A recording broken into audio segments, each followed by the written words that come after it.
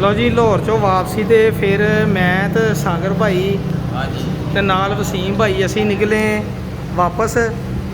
तो उत्थे एक बिरयानी दी लगी सी अचानक बिरयानी, कराची की अचानक बिरयानी। ऐ देखो कराची अचानक बिरयानी एंड बीफ पुलाव, ये इंशाल्लाह खावांगे तो तुहानू दसांगे कैसा।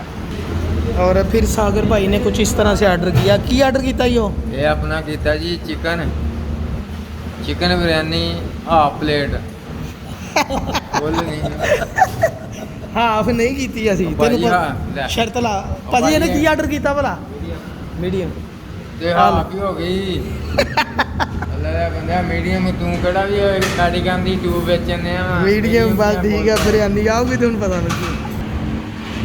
लो सर आ भाजी चिकन बिरयानी ये तो बोटी ने रही। अच्छा थोड़े बोटी सजा के रखी है भी भरी भरी लगे। आ सागर भाई की मीडियम बिरयानी। हाँ जी दे दो सलाद रहता दे दो, बोतल भी बाद च लेने। लो जी हूँ मैं करूँगा स्वाद चैक तो फिर मैं तुहानू दसूँगा।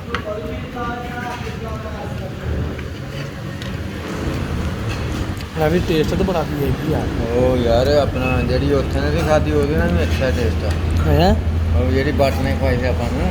अच्छा अच्छा लो जी भाजी लाहौर आए सी बिरयानी का स्वाद भी लै लिया पूरा पूरा। नाल लाँगे सलाद रहता, सलाद भी दे दे यार। मैं कहा पंजाबी फूड लवर जितों जितों खाधी नाल ये भी मज़ा आ गया। नाल पट गया नाल बिरयानी ठीक हो गया जी। इंजॉय करांगे असीं हुण स्वाद नाल खावांगे। ते हुण दे दे सागर भाई किद्दां मूँह च बंदा खा के। चलो चैक करो।